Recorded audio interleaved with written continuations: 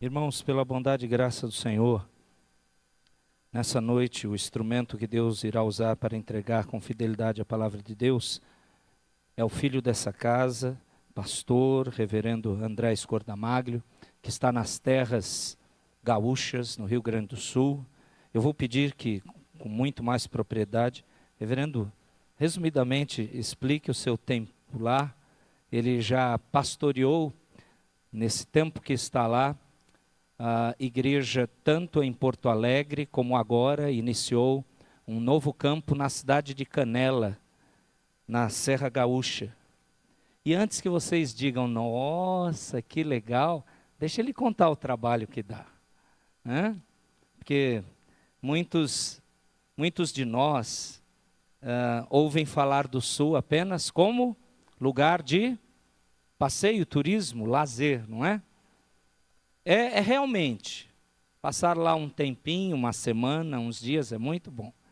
Mas quem está lá na realidade de trabalhar como instrumento de Deus para salvar almas, sabe que a luta lá, talvez de muitos outros recantos do nosso país, a luta por almas salvas, ali, é grande.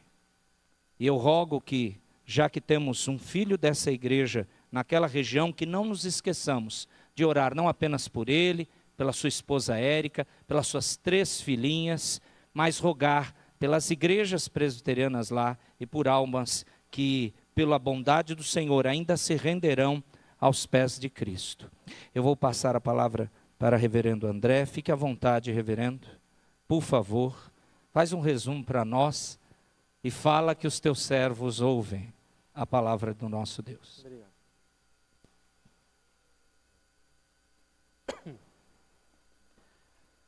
Graça e paz da parte do nosso Senhor e Salvador Cristo Jesus. Amém. Pois bem, o reverendo Nelson pediu para que eu passasse um resumo. Para quem não me conhece, meu nome é André, sou filho dessa igreja. Quero fazer agradecimentos aqui primeiro ao conselho da igreja, na pessoa do reverendo Nelson, que me fez o convite para estar aqui. Eu estou essa semana a estudos no meu mestrado aqui em São Paulo. E aí então, porque a passagem sexta-feira estava muito cara, eu decidi comprar ela para segunda de manhã.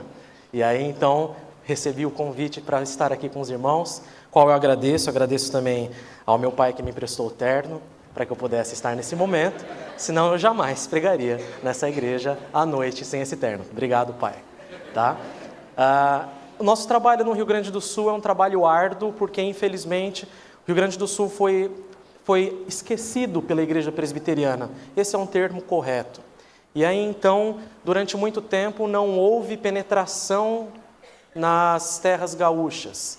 E de um tempo para cá, talvez uns 15 anos para cá, desde a época que eu entrei no seminário e comecei a estudar, Deus moveu os olhos da igreja presbiteriana para essa região tão carente, principalmente do evangelho, não de presbiterianismo. Nós não queremos denominacionalismo lá, nós queremos o evangelho sendo pregado e pessoas alcançadas. Então a realidade é muito diferente da nossa, pelo menos da nossa, digo como alguém que faz parte desta igreja, que nasceu aqui e que viveu aqui toda parte da sua vida. Então, depois que eu saí do seminário, continuei trabalhando aqui na igreja durante 2 anos como auxiliar do reverendo Nelson, ele me aturou durante 2 anos. E aí então, eu fui para Porto Alegre para um trabalho de plantação, fiquei lá também durante 2 anos e recebi o convite para poder estar, a partir desse ano, na igreja presbiteriana de Canela, qual eu trago um abraço para os irmãos. Nós somos poucos, somos 15, 20 membros lá. É um trabalho que necessita muito das orações dos irmãos e necessita de mãos no arado para que ele seja realizado. Então, careço das orações dos irmãos. A Érica está lá conosco, as nossas 3 meninas estão lá. Então, Deus tem nos abençoado, Deus tem feito mais do que nós pedimos ou pensamos. Essa é que é a verdade. No entanto, nós carecemos de orações, carecemos que os irmãos estejam conosco em oração. A lida do pastoral não é fácil, os irmãos devem imaginar isso. Mas quando nós temos pessoas envolvidas com a oração, conosco, por nós, isso se torna mais fácil, se torna precioso. Então, é sobre isso que eu gostaria que os irmãos soubessem do nosso campo lá. Estamos lá para recebê-los. Quem quiser ir para a Serra Gaúcha, tem uma casa para estar lá conosco, para passar uns dias conosco, para poder não só conhecer aquele belo lugar maravilhoso, verdadeiramente um lugar bonito, um lugar de beleza natural que Deus presenteou, mas ao mesmo tempo, proporcionalmente, tão carente do Evangelho, tão carente de almas comprometidas com a palavra. Por isso nós estamos lá com a graça de Deus. Abra sua Bíblia no Salmo 1.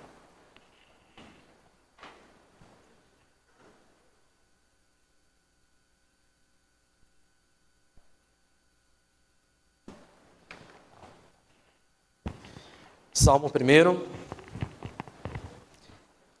de 1 a 6, serão os versículos, ou texto utilizado como base para a mensagem desta noite. Salmo 1. Eu vou ler o texto e depois fazer uma oração. E aí então, nós ouviremos o que Deus tem a nos dizer. Bem-aventurado o homem que não anda no conselho dos ímpios, não se detém no caminho dos pecadores, e nem se assenta na roda dos escarnecedores. Antes o seu prazer está na lei do Senhor, e na sua lei medita de dia e de noite. Ele é como a árvore plantada junto à corrente de águas, que no devido tempo dá o seu fruto, e cuja folhagem não murcha, e tudo quanto ele faz será bem sucedido. Os ímpios não são assim. São, porém, como a palha que o vento dispersa.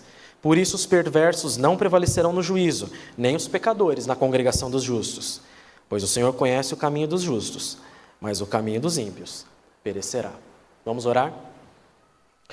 Agradecemos-te, Pai, pela oportunidade que Tu nos dás de estarmos nessa noite aqui para adorar-te, cultuar-te, ouvir a Tua voz e sermos edificados, exortados pela Tua palavra.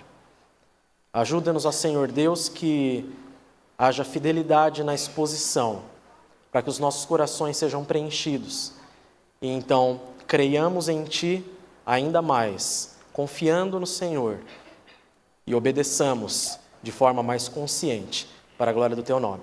É isso que nós te pedimos em nome de Cristo. Amém. Há uma questão que todas as pessoas, ou pelo menos a maioria esmagadora delas, gosta e admite que gosta, que são histórias. Não sei se você já percebeu, mas a maioria das pessoas gosta de boas histórias. A maioria das pessoas, de alguma maneira, elas gostam de ouvir bons contos, gostam de ouvir boas histórias, boas narrativas, gostam de assistir bons filmes. Isso é porque, de alguma forma, nós nos identificamos com as histórias que são contadas. Então, de alguma maneira, quando nós estamos ouvindo uma história, estamos olhando para ela, nós participamos dela. De alguma forma, então, nós somos levados a ter algum nível de interação com uma história que está sendo contada. É por isso que quando você assiste lá a algum filme, você se compadece de um personagem ou você começa a ter raiva de outro. Você deseja que um personagem em específico ele ganhe ou ele perca. Você deseja que seja feita justiça ou não. Não vou dar spoiler da Guerra Infinita. Não vou dar. Eu sei, você já viu muito disso na internet, tenho certeza, mas eu não vou dar. A ideia principal é que quando nós ouvimos histórias, nós estamos ouvindo coisas que talvez digam a nosso próprio respeito. Quando nós assistimos um programa de uma história de superação, nós nos identificamos com aquelas pessoas. Quando nós assistimos uma história que vemos pessoas maldosas e dentro de uma boa história há bons personagens, um bom enredo, uma boa narrativa, ou seja, parece que todas as coisas nos impulsionam a permanecer conectados com ela até que a gente enxergue o desfecho, até que chegue no final. E existem histórias que quando chegam no final você se decepciona. É aqueles filmes que você assiste e parece que ele não acabou, mas os créditos começaram a subir. E existem histórias que você sai maravilhado de ter lido, de ter, de alguma forma, participado, porque elas elevam a nossa alma, elas talvez nos dão esperança, nos deem inspiração. Então, você vai olhar para os historiadores e eles vão contar por que eles acham que as histórias são tão importantes na mente dos povos, na formação do caráter dos homens e na formação de povos em específico. Mas eu, como um simples pastor, tenho uma ideia que nós gostamos de histórias porque somos feitos à imagem e semelhança de Deus. Porque Deus gosta de histórias. E porque Ele é o melhor contador de histórias que existe. Agora eu quero ver essa introdução encaixar com esse sermão. Vamos ver se o texto vai falar alguma coisa a respeito disso. Bem-aventurado o homem que não anda no conselho dos ímpios, não se detém no caminho dos pecadores e nem se assenta na roda dos escarnecedores. Aqui então o salmista ele começa falando a respeito de um homem bem-aventurado e ele traz características. É interessante que a bem-aventurança não é a causa, mas é o princípio. A bem-aventurança é aquilo que ele é, não é aquilo que ele faz. E a essência da bem-aventurança, quando nós olhamos para a Escritura, diz respeito a isso. Não diz respeito a coisas que você faz primariamente, mas diz respeito a quem você é. Bem-aventurança aqui é a ideia de felicidade suprema, felicidade extrema. É a bênção sem medida. Essa é a ideia de bem-aventurança. Então, ele vai demonstrar que verdadeiramente o homem que é bem-aventurado faz algumas coisas. No entanto, essencialmente, ele é bem-aventurado. Não porque ele faz, mas porque ele é. Isso já torna, então, de alguma maneira, uma lição importante para nós logo no primeiro versículo. Não há nada, não há nenhuma circunstância nessa vida que nos torne bem-aventurados por estarmos fazendo alguma coisa. A bem-aventurança é porque de alguma forma nós somos. É porque nos tornamos. Não é por aquilo que fazemos ou buscamos deixar de fazer. É por alguma coisa que está na nossa essência. Não está em busca, em obras, em realizações. Não, as realizações são consequências de alguém que é bem-aventurado. E aqui então o texto vai dizer o que esse homem bem-aventurado faz. Não anda no conselho dos ímpios, não se detém no caminho dos pecadores e não se assenta na roda dos escarnecedores. Se você pudesse de alguma forma identificar essas três coisas com uma só, seria: o homem bem-aventurado evita o mal. O homem bem-aventurado evita o mal. Essa é a ideia principal. Porque ele vai dizer, não anda no conselho dos ímpios e não se detém no caminho dos pecadores. Aqui ele trocou o verbo. Olha só, nós dizemos andar no caminho, não é? E ele fala, não anda no conselho. E ele não se detém no caminho. O que essas duas coisas significam? Significam que o homem bem-aventurado, ele não dá ouvidos à maldade. Ele não se deixa levar por conselhos que procedem de maldade. E conselhos que procedem de maldade, meus queridos irmãos, é fácil de identificá-los quando eles estão no extremo da maldade. É quando alguém chega para você e dá um conselho, traz sua mulher, cara. Não, faz o mal. No entanto, na Escritura, como andar no conselho é algo que você faz continuamente e passo a passo, o desvio pode ser, no início, pequeno. Aqueles que conhecem um pouquinho de matemática sabem que um pequeno desvio de uma rota faz com que lá no infinito você esteja extremamente distante daquilo que está ali colocado como sendo o caminho. Então o homem bem-aventurado, ele não se desvia do caminho correto. Por isso, ele não anda no conselho dos ímpios. Ele é alguém que não se deixa levar quando ele identifica que há maldade e malignidade nas palavras para que você viva a sua vida. São aqueles conselhos que nós recebemos de pessoas ou aqueles que nós nos deparamos na nossa vida quando, por exemplo, vamos abrir a nossa internet, quando, por exemplo, vamos ler um jornal, quando vamos fazer qualquer coisa, o conselho dos ímpios está presente para nos fazer desviar do caminho do Senhor. E o texto diz, o homem bem-aventurado não faz isso. Ele não anda no caminho dos ímpios. Ele não anda pelo caminho tortuoso. Ele anda pelo caminho reto. Ele é alguém que está seguindo o caminho do Senhor e que dele não se desvia nem para a direita e nem para a esquerda. Não se detém no caminho dos pecadores. É interessante esse verbo. Esse verbo é como se ele estivesse dizendo, sabe aquela paradinha que você dá para olhar? É a ideia de deter-se no caminho. Você está andando e você para ver. A ideia é exatamente essa. Sabe quem se deteve no caminho dos pecadores e quase se lascou por causa disso? Asaf no Salmo 73. Lembra da história de Asaf no Salmo 73? Ele começa a relatar então que ele começou a observar os homens ímpios e os homens maus que não serviam a Deus, e ele começou a sentir inveja deles, porque ele olhava para a vida dele de sofrimento como filho de Deus, e olhava para a vida daqueles homens que não temiam a Deus, e parece que tudo estava bem com eles. Ele se deteve no caminho dos pecadores. Ele parou para olhar o que os pecadores faziam, e começou então a colocar na balança: peraí, eu que sirvo a Deus estou nesse sofrimento, e aquele miserável está prosperando? Não, assim não. Mas o Salmo 1 diz que o homem bem-aventurado, ele não faz isso. Ele não para olhar o caminho dos pecadores. Ele não tem inveja das conquistas que os pecadores e ímpios têm. Nós vamos ver por quê. Mas ele não para olhar aquilo que os outros que não conhecem a Deus estão fazendo e estão ganhando com isso. Ele não sente inveja disso. Ele não se detém nisso.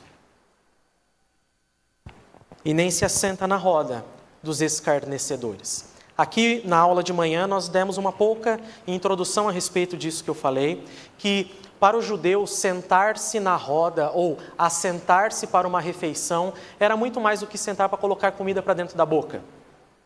Para o judeu, assentar-se numa roda ou assentar-se para fazer uma refeição era um compartilhamento de ideais, era um compartilhamento de vida.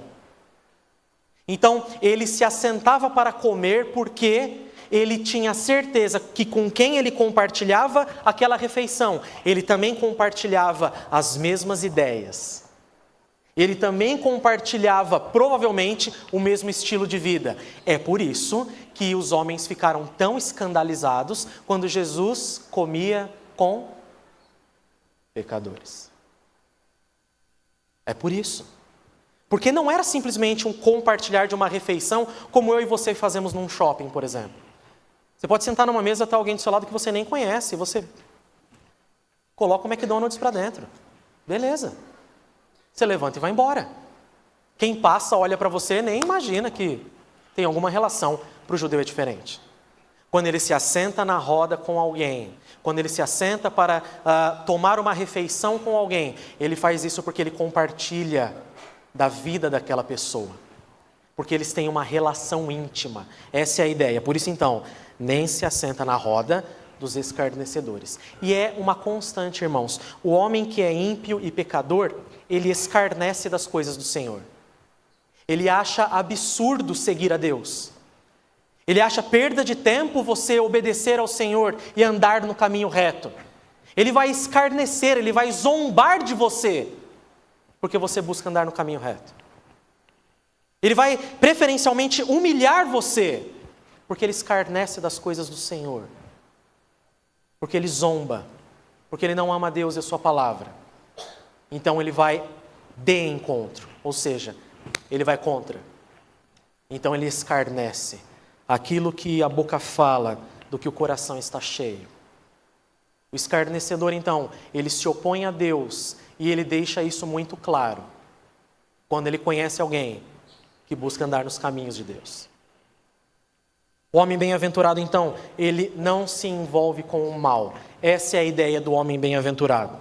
Antes, versículo 2, o seu prazer está na lei do Senhor, e na sua lei medita de dia e de noite. Ao invés de ele invejar as coisas que são ímpias, que são más, ao invés de ele andar nesses conselhos e se deter nesse caminho, ele tem o seu prazer na lei do Senhor e na sua lei medita de dia e de noite. Palavra traduzida aqui como medita, no hebraico é uma palavra que indica sussurro. Sabe quando você bate o seu dedinho na quina de um móvel e você sussurra, glória a Deus? Não é? Nossa, então é muito diferente do que eu faço. Aleluia! A ideia que o texto quer passar é que enquanto esse homem vive, ele sussurra a palavra de Deus enquanto está vivendo. Ele medita na lei do Senhor. É quando ele recebe uma rasteira no trabalho, ele diz assim, o Senhor é meu pastor, nada me faltará. Senhor é meu pastor, nada me faltará. É quando ele recebe uma notícia de uma doença terrível. E ele diz, todas as coisas cooperam para o bem daqueles que amam a Deus. Você entendeu o que é meditar na lei do Senhor aqui? Não é você passar 24 horas com a Bíblia na mão, lendo a Bíblia, embora envolva um estudo voluntário, envolva um estudo volitivo, de você ir lá, ler a palavra de Deus. Ela precisa fazer sentido na realidade da sua vida. Essa é a ideia de meditar. É quando as circunstâncias elas acontecem e a memória sua leva você à palavra de Deus. E você confia naquilo que está sendo dito. E você então declara isso. Você medita na lei do Senhor. Porque você entende que toda a sua realidade está debaixo das suas mãos. E tudo o que acontece com você está acontecendo para que você seja mais parecido com Cristo. Então você sussurra a palavra de Deus para você mesmo, na realidade da sua vida. Antes o seu prazer está na lei do Senhor. Prazer dele não é murmurar. Prazer dele não é reclamar. O prazer dele não é achar culpados, o prazer dele está na lei do Senhor. E na sua lei medita de dia e de noite. Tudo que acontece na sua realidade, ele tem a aplicação da palavra de Deus no seu coração. E ele lembra da palavra de Deus. Isso aqui nós chamamos de pregação do Evangelho para os crentes. Nós precisamos ser relembrados do Evangelho todos os dias. Nós precisamos lembrar do Deus que nos salvou e que mantém a nossa vida todos os dias. Antes o seu prazer está na lei do Senhor e na sua lei medita de dia e de noite. É constante. É algo que acontece o tempo todo, porque esse é o seu prazer. A bem-aventurança não fala de felicidade. O seu prazer então está na lei do Senhor. Estar em conhecer essa lei, não para ele saber o que a lei diz simplesmente, mas para que ela faça sentido na sua vida. Mas para que ela seja lembrada nos momentos de angústia, nos momentos de alegria. E enquanto ele vive, ele sussurra a lei de Deus para si mesmo. Esse é o seu prazer. É o seu prazer saber que toda a sua existência está debaixo da soberania de Deus. E por causa disso ele vive pela sua palavra. Como consequência, o versículo 3, ele é como árvore plantada junto à corrente de águas, que no devido tempo dá o seu fruto, e cuja folhagem não murcha, e tudo quanto ele faz será bem-sucedido. Esse homem bem-aventurado, ele então se desvia do mal, busca desviar-se do mal o tempo todo. Esse homem bem-aventurado busca então ter o seu prazer na lei de Deus em todo momento. Ele relembra a lei, ele relembra a palavra, porque essa palavra é aplicada na sua vida diariamente, porque ele a conhece, ele a ama. Então, por causa disso, essa palavra, ela faz sentido para ele na sua existência, e ele é comparado como uma árvore. É muito comum nós vemos na literatura do Antigo Oriente Próximo, que é onde Israel está inserido, a comparação de homens com árvores, árvore frondosa, ou seja, uma árvore que é carregada de frutos e carregada de beleza, carregada de verde.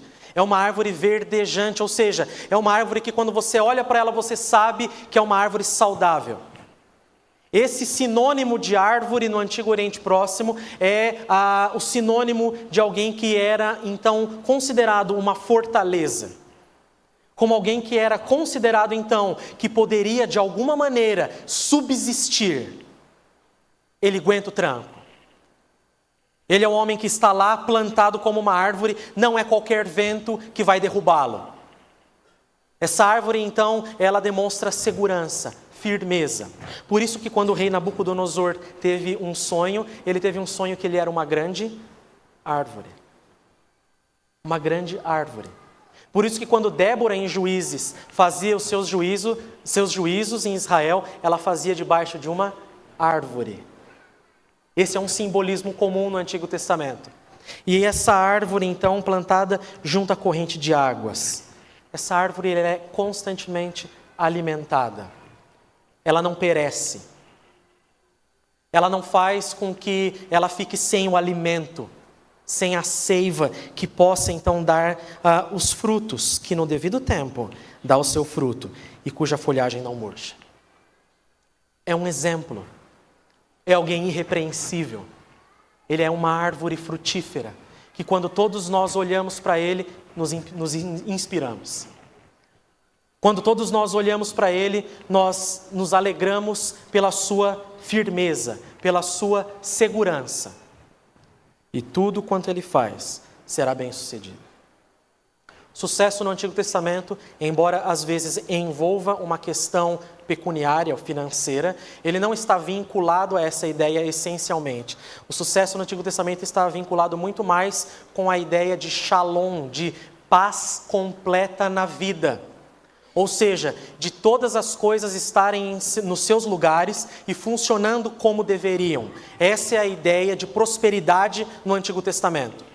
A ideia de alguém que está, então, bem, firme, porque toda a sua vida gira de acordo com a vontade de Deus. E isso é visível. Porque ele não se abala. Porque ele frutifica. Só que, como toda boa história, nós temos protagonistas, temos meros atores que fazem parte de cenas. E nessa história, o versículo 4 nos apresenta um outro personagem. Ou alguns deles. Os ímpios não são assim. São, porém, como a palha que o vento dispersa. Interessante, né? A descrição do bem-aventurado, uma descrição sólida, uma descrição que ela é particular, que você percebe que ela foi feita com várias e várias nuances. Os ímpios, o que o autor está dizendo? Você está vendo esse homem bem-aventurado? Pois é, os ímpios são o contrário. A palavra ímpios aqui são aqueles que merecem ser castigados, são os culpados. Essa é a palavra traduzida por ímpios. São culpados, eles não são assim.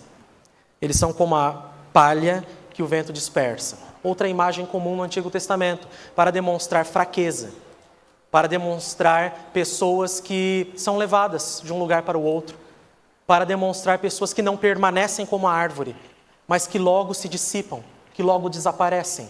A palha significa alguma coisa que vai ser jogada fora, alguma coisa que não vale nada, alguma coisa que não tem serventia.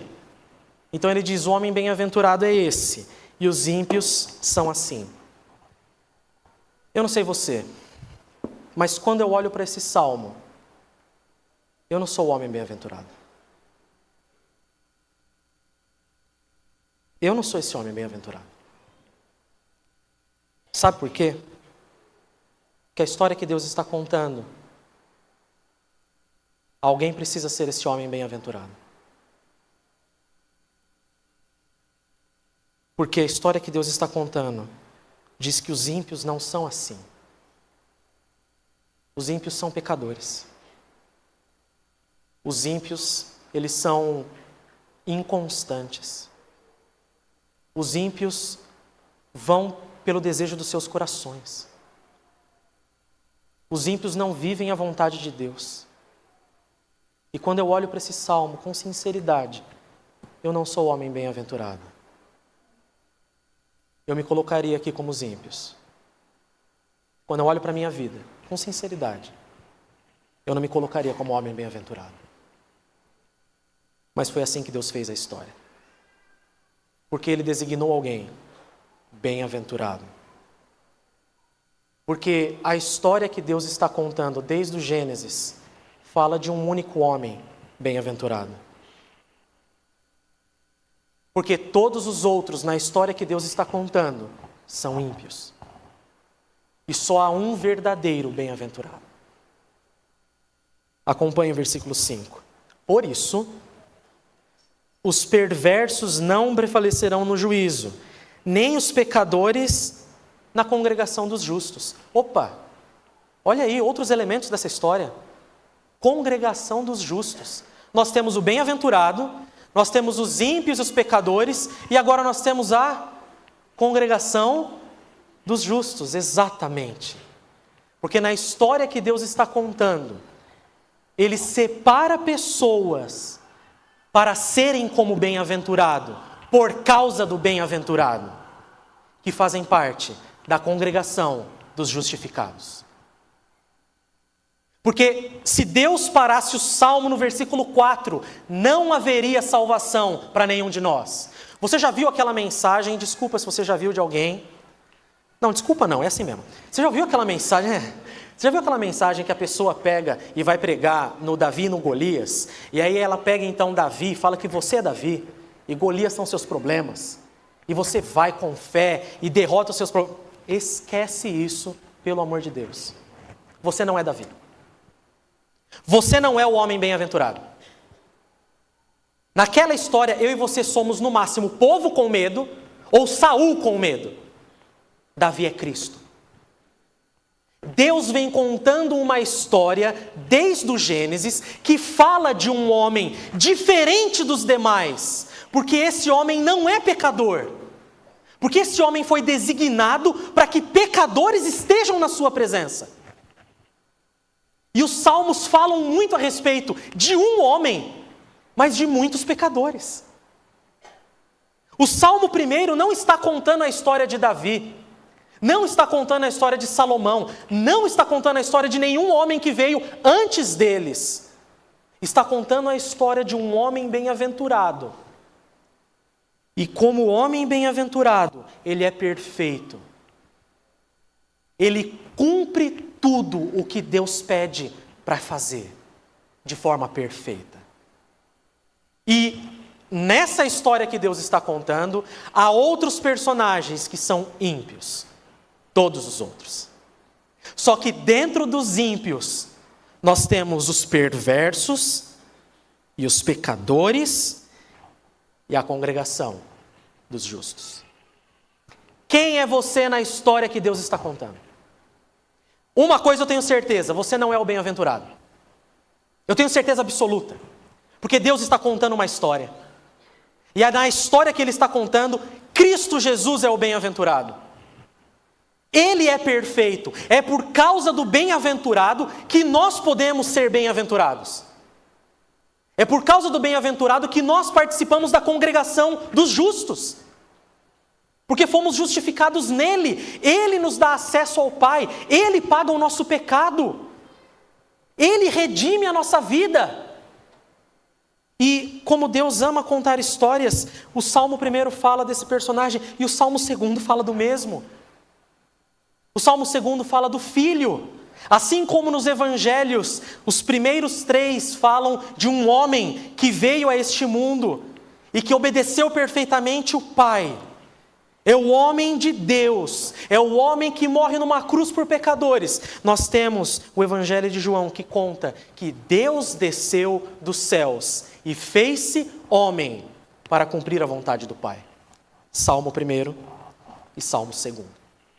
O Salmo 2 fala a respeito de um filho que veio dos céus para redimir pecadores. Mas na estrutura desse primeiro salmo, entenda, eu e você não somos esse bem-aventurado. No entanto, o texto deixa muito claro que nós participamos da bem-aventurança. Veja, pois o Senhor conhece o caminho dos justos. Olha que coisa interessante. Ele não disse o caminho do justo, não disse o caminho do bem-aventurado, ele fez a mesma palavra da congregação dos justos para o Senhor conhece o caminho, ou ama o caminho dos justos.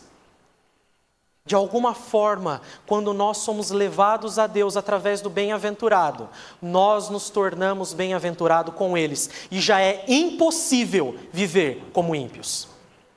Impossível. Porque Deus tem prazer na sua vida.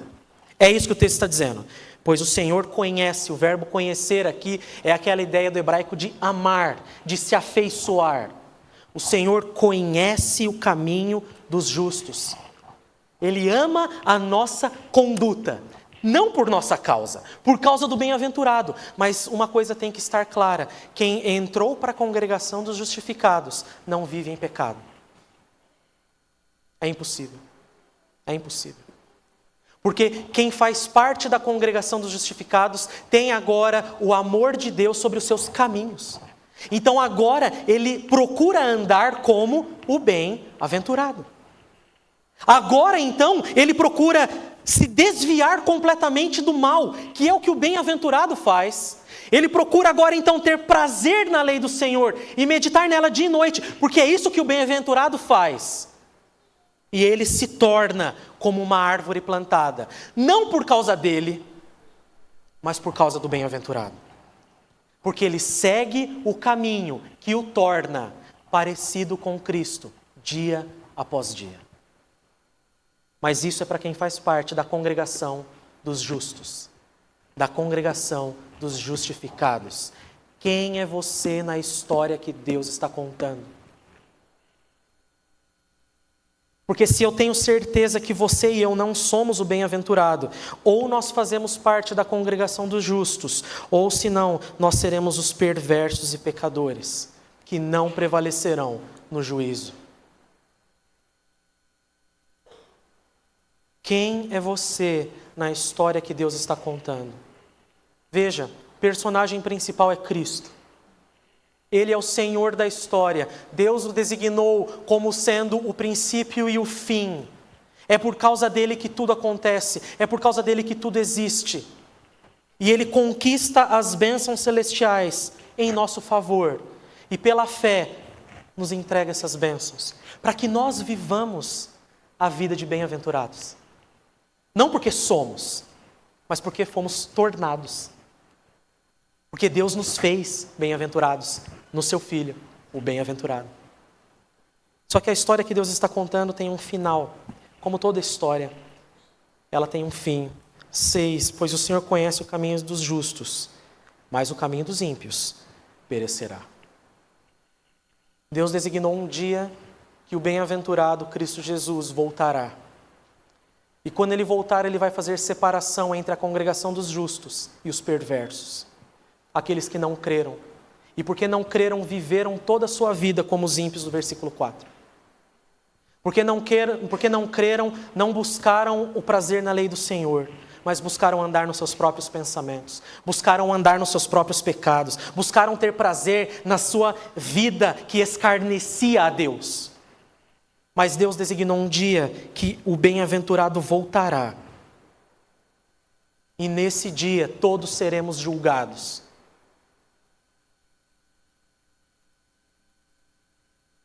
Qual é a sua parte na história que Deus está contando? Essa é a melhor história de todas. Ela se chama Evangelho, boas notícias. Deus designou um Salvador bem-aventurado para os ímpios. E nós, pela fé nele, fazemos parte da congregação dos justos. No entanto, se permanecermos nos nossos pecados, se permanecermos fazendo tudo aquilo que o nosso coração ama e deseja, nós teremos os nossos caminhos, no final, perecidos. A Escritura nos ensina que neste dia, quando Deus julgar todas as coisas, Ele levará para o novo céu e para a nova terra os justos, os justificados, que estarão com o bem-aventurado eternamente, gozando de prazeres eternos. Mas a mesma Escritura revela que aquele que não crê no bem-aventurado e vive segundo as suas normas, vive segundo a sua própria pecaminosidade, vive segundo o seu próprio coração, perecerá eternamente no inferno. Essa é a história que Deus está contando, mas um dia ela acaba. Mas um dia ela acaba. Por isso que Deus, Ele diz assim, no dia que se chama hoje, se arrependa. No dia que se chama hoje, olhe para Cristo Jesus como o único bem-aventurado dessa história. Porque senão, você será considerado como pecador, ímpio, e você será julgado como culpado eternamente. Somente o bem-aventurado, Cristo Jesus, nos dá acesso à congregação dos justificados. Quando então fazemos parte deste rebanho, quando fazemos parte desse povo, a nossa vida é transformada. Nós não vivemos mais como ímpios e pecadores. Nós vivemos como justificados, que fazem parte da congregação dos justos. E por causa disso, buscam imitar ao seu Senhor, vivendo pela graça, tendo prazer na sua lei, se desviando do mal e sendo considerado como pessoas que Deus tem prazer na sua conduta, que Deus tem prazer na sua vida. Deus tem prazer na sua vida, na história que Ele está contando? Você só poderá responder essa pergunta afirmativamente se você se entregou verdadeiramente ao bem-aventurado e Ele é Senhor e Salvador da sua vida. Porque aí então, com toda a sua vida transformada, fazendo parte da congregação dos justos, Deus amará os seus caminhos. Deus terá prazer naquilo que você realiza. Não por sua causa, mas por causa do bem-aventurado. Deus assim nos abençoe. Amém. Coloquemo-nos em pé. Nós vamos orar, entregando todo esse culto ao Senhor. Após a oração final, o reverendo André impetrará a bênção apostólica sobre nós. Vamos orar. Deus maravilhoso, quão preciosa é a Tua palavra. Quão maravilhosas são cada uma delas para nós. Queremos Te agradecer pelo bem-aventurado, por Cristo Jesus. Porque só Ele não nos deixa em uma vida mentirosa ímpia. Queremos Te agradecer, porque olhando o Antigo Testamento, olhando o livro dos Salmos, ó Senhor, ficou tão mais claro para nós. E não somos nós, não temos o poder, não temos toda a força, aliás nenhuma, para satisfazer a vida que conquista a Tua atenção. Queremos reconhecer como a Tua palavra nos mostrou, que a impiedade está ao nosso redor, que a maldade, o pecado é inato, Senhor, em nós. Mas nós queremos Te agradecer, porque não nos deixaste assim. E pelo bem-aventurado Cristo Jesus, o Senhor, nos reuniu na congregação dos justos. O Senhor conheceu o nosso caminho. Louvamos o Teu nome, Pai. E queremos rogar que ao sairmos de mais esse culto, ó Deus, não deixe, agora que temos a nova vida em Cristo Jesus, não nos deixe andarmos no conselho dos ímpios, não nos determos no caminho dos pecadores e muito menos, de fato e de verdade,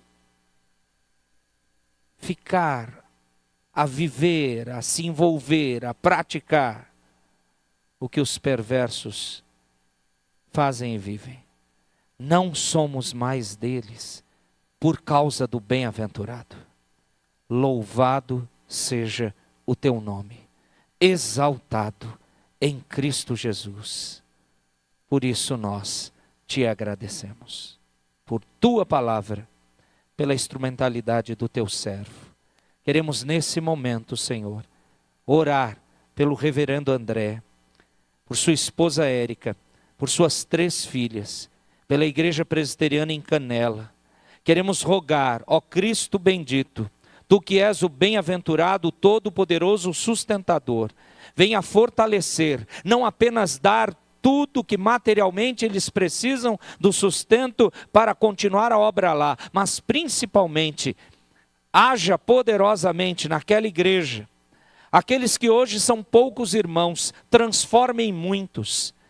Ó Deus, faz com que espiritualmente haja uma fila de predestinados, eleitos para que o Teu povo ali, sendo comandado naquela igreja pelo reverendo André, vá proclamar desse evangelho do bem-aventurado para mudar a vida daqueles ímpios. Ó Deus, em nome de Jesus, aplique essa verdade ao nosso coração e a realidade desta palavra à vida da igreja do reverendo André, para que mais pessoas se dobrem por conta da obra perfeita do bem-aventurado nosso Senhor e Salvador Jesus. E no teu nome, ó Cristo, é que nós oramos. Amém. Recebei a bênção. Que o soberano Pai que nos elegeu, e seu amado Filho que nos resgatou, e o Santo Espírito que nos regenerou, estejam conosco para a glória do seu nome, a expansão do seu reino e a edificação da sua igreja, hoje e sempre. Amém.